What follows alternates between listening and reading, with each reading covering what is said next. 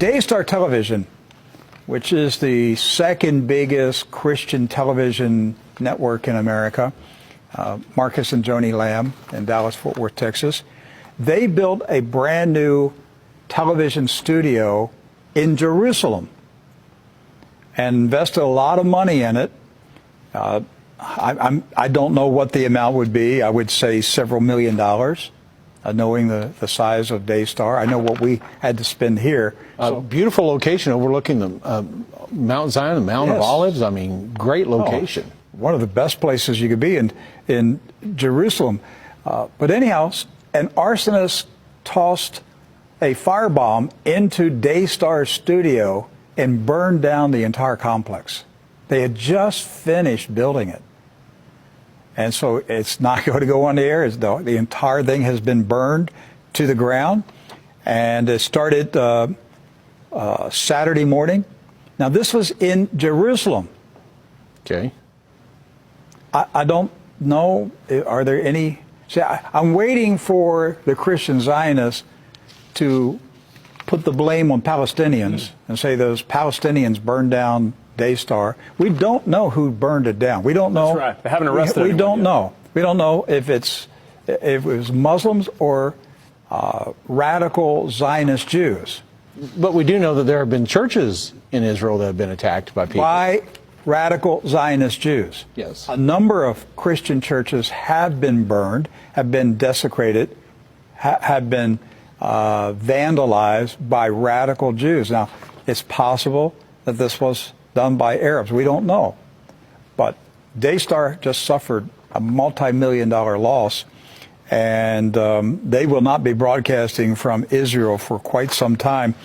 Now, there also have been attacks on churches in the West Bank in recent days. On May 16, the Church of God in the village of Abud, west of Ramallah, was attacked. And what's interesting is that little town is in Area C of the West Bank, which is under total Israeli Defense Force control. Right. So if there's any place that ought to have high security, it would be that town, right? Right. Area C, just so our viewers and listeners can get a picture of this, Israeli patrols are up and down the street constantly. Yes. I mean, it's a military compound, the best way to describe it. That's right. So what's been happening is that Christian sites in Israel are being attacked, and the Netanyahu government does not investigate or arrest anybody. So once again, we don't know who attacked this church last week in this little town in the West Bank. We don't know if it was Muslims or radical Zionist Jews. We don't know yet. Okay. There was another attack, May 14, St. Charbel Monastery in Bethlehem. Mm-hmm. It also was robbed. It looks robbed and desecrated. So these attacks are going on regularly in churches in Israel and Palestine. Another story I wanted to bring to your attention: the Church of the Holy Sepulchre, one of the most revered sites in the Christian world, is in need of renovation, and has been for a couple decades, actually. Yes. So, and because of the Israeli military control, the church is being neglected. right. Well, a generous donation was given this week for the renovation of this historic Christian church, the Church of the Holy Sepulchre. What prominent Christian gave this donation, Rick? The man who gave the donation for the renovation of this Christian church is King Abdullah. Of Jordan? Of Jordan, a Muslim. Yes. Wow. Out of his personal funds, not government money, out of his personal money. Yeah, he's done this before, hasn't Yes, he has. Yes, I he think has. the tomb of Jesus, that he also funded some of the renovations regarding it. So this is a big deal, isn't it? It is. And, I just want to commend King Abdullah for his generosity and his support. He's a Muslim king. He doesn't have to give money for the rebuilding of a Christian church. but that shows The respect. his respect and his commitment as the custodian Right. of the churches in Palestine and Jerusalem. And Mr. Trump and Jared Kushner may attempt to remove him as the custodian of the churches. Right. The Hashemite kingdom has been in charge of the Christian churches and the Islamic mosque in Jerusalem and in Palestine for centuries. Right. And what a lot of our viewers and listeners may not understand, if they're only focused on recent history, Jews, Christians, and Muslims lived, worked together, traded, built buildings, did everything together for centuries before a whole bunch of people from Europe and North America and everywhere else started interfering with everything. The Ashkenazis moved in from Europe and upset everything. It started in the 1920s, right after they overthrew Russia with the Bolshevik Revolution. Then they moved into Palestine, started setting up their communist commune farms. And that's when you started seeing the civil unrest in Palestine in the 20s and the 30s. Terrorist attacks against the British. Yes. The terrorist attacks were carried out by radical Jews, Yes. not Muslims, radical Jews. Right. Wrap your mind around that. Yeah. Ariel Sharon and Menachem Begin were terrorists who should have been, quite frankly, they should have been executed. Ergun was the ISIS of that day. Yes. Those men were bloody terrorists. They killed men, women, and children. They set off bombs. They blew up the King David Hotel. They blew up buses. I'm talking about the Jews in the 1920s, 30s, and 40s, the ones that the Christian Zionists glorify as the agents of God. All right? They were bloody terrorists, and they killed a lot of not only Muslims, they killed a lot of Christians. There are villages that were wiped out, Christian villages that were wiped out by the Israeli Zionists that took over. Anyhow, King Abdullah is a wonderful man, and I pray for him often. 2 years ago, the Lord told me to pray for him, pray for his protection, the protection of his family, pray for his wisdom, that he would manage his kingdom wisely, and to pray that he would have discernment to see plots and conspiracies to overthrow him. And just last week, he cleaned house in the palace. Including the security details for members of his family. He has, in the past year, discovered several plots to overthrow him. Now, I wonder who would be plotting to overthrow the king. There's only one place, only one group that would like to overthrow him. And that's Israel. That's Israel. They want Jordan. If they can get civil unrest in Jordan and get a war going, they would be justified in invading Jordan. The same way they justified military action in Syria, because it was a, quote, failed state.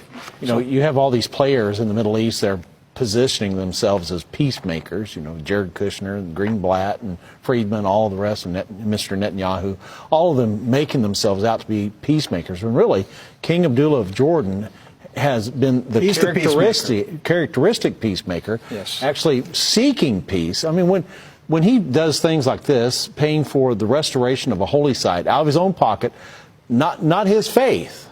I mean, so he's a Muslim, and he's paying for the restoration of a church. Have you seen Benjamin Netanyahu donate money out of his pocket to the restoration of a Christian church?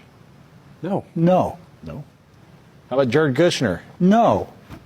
No. What they want to do is seize those properties. Yes. A prime real estate. Yes. That's really what they're after. And King Abdullah is standing in their way. Yes.